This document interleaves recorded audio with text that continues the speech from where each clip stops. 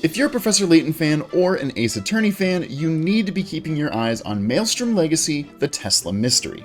It's an upcoming indie game that wears its inspiration on its sleeves in the best way possible. And it currently has a lovely demo available to play for yourself, and you can wishlist the game on Steam using our link in the description or pinned comment down below. This is literally free, and it helps out the developer a bunch, so if anything I show you seems interesting to you, please go do so. And a big thank you to the publisher 2P Games who sponsored this video. We played the demo for ourselves, and this is going to be a first impressions off-the-cuff review of what I saw, where I think the game could go, and why I'm genuinely excited for this game that kinda came out of nowhere for me. Like I said, this game is heavily inspired by Professor Layton, and as somebody who has enjoyed those games and is looking forward to the upcoming New World of Steam, which doesn't really have a release date anymore, this is scratching a lot of itches and has me really excited.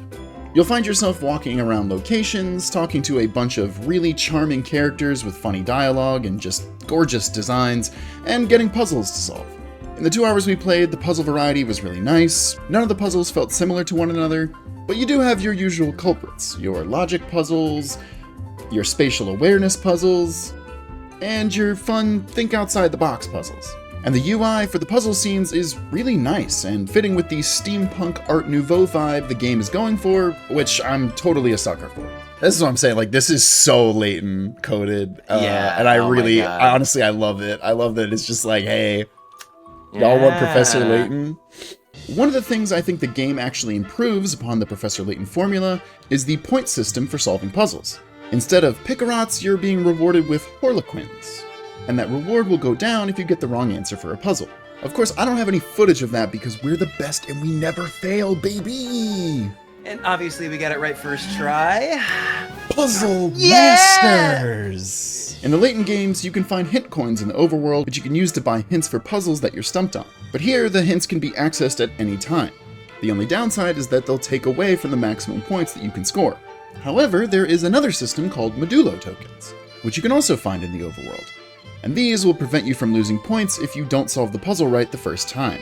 Personally, I think this is a really nice system to incentivize the player to not stress so much about a puzzle they're not 100% certain on. Now, I mentioned in the intro that the game also has Ace Attorney inspirations as well. This is mostly in the nature of the game being an investigation for plot points I'll explain later, where you're picking up clues to present to people, but there's also a mechanic called Logic Shield, where someone is trying to keep a secret from you and you basically work through what they could be hiding and why, until they completely crumble and reveal the secret themselves. Similar to the logic chess segments from the Ace Attorney Investigations games.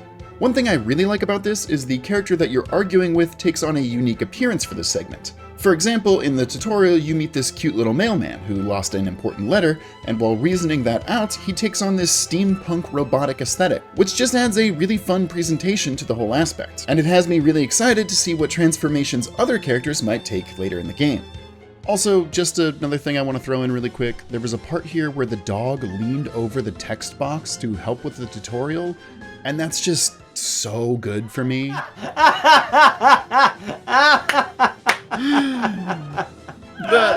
fact that her paws are coming over the text box is really cute. Speaking of aesthetics, this game's art style is pretty. Everything is all hand-drawn, the backgrounds are beautiful, the characters are fun and lively, and there's a good bit of variety. The game starts out in a small town in the French countryside before moving to a scientific exposition in Paris. In addition to this, the game features a bunch of full art cut-ins to amplify certain moments in the story, and it goes a long way to add a bit of gravitas. Speaking of the story, it mostly serves to keep the gameplay moving for now, but I imagine it will broaden up once we begin to solve the mystery. We start the game with our protagonist, Maelstrom, a young Japanese man who just moved to France about 2 years ago and has been helping the small town of Valfutae by constructing and maintaining inventions that improve the lives of everyday people. He's a nice guy who suffers from a little bit of imposter syndrome, so you gotta love him. He's also joined by his faithful dog companion, Alpina. And in case you haven't noticed, Alpina can talk, although only Hayao can hear her. Personally, this is a trope that I absolutely love, and the game does fun little bits with this. One day, while fixing the town's machines, which serves as the game's tutorial, Hayao receives a letter from Nikola Tesla himself, inviting him to represent his small town at the Scientists' Congress in Paris, which only happens every 10 years, where inventors from all over the world arrive and try to achieve funding for their projects.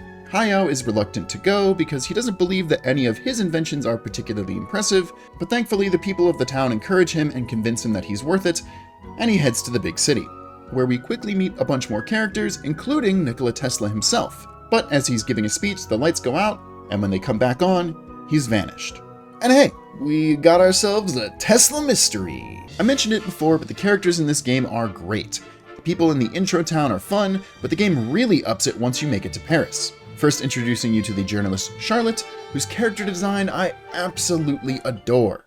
Yo, whoa, the earrings are so good. The question mark girl. Yo, are you the Quizler?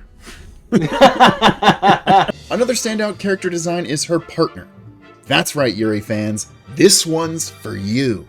Police Inspector Mary Aldegard, who just looks so freaking cool. And in a really nice touch, she has exclamation marks on her outfit to complement Charlotte's question marks. And the journalist who asks questions having a question mark, the tough inspector with big punching arms has an exclamation mark. It's just chef's kiss. A fun little detail I noticed was that all the important characters get a little unique symbol next to their name in their text box that pertains to them, and that's just a lovely little detail. 10 out of 10. Now, I wouldn't be doing my due diligence if I didn't mention some criticisms I have of the game, but most of them I'm not too worried about for reasons I'll explain. Firstly, whenever you get into a puzzle, there's a really nice visual transition, but I think it needs a musical jingle too. I would love a little sound effect for that transition. I was literally just about to say this is that. great. I would love just a little... The good news is I'm not too worried about this. The music in the rest of the game is actually really great. I didn't talk about it, but it's quite nice. Actually, I've been playing music from the game in the background of this video, so if you've been vibing with that so far, you're gonna enjoy what's in the game. Secondly, the development studio is French, and some of the English translation is hit or miss. Dialogue can sometimes not read very natural, or even have some grammatical errors, but once again, I'm more than happy to chalk this up to this not being the final release, and I'm sure it'll be cleared up before then. The good news is that the bare bones of this game are strong, and these are way simpler things to fix than if the puzzles or the characters weren't interesting.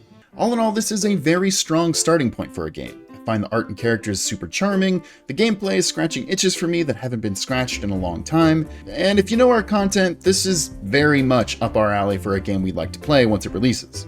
And if you'd like to check the game out for yourself, please use the link in the pinned comment or the description below.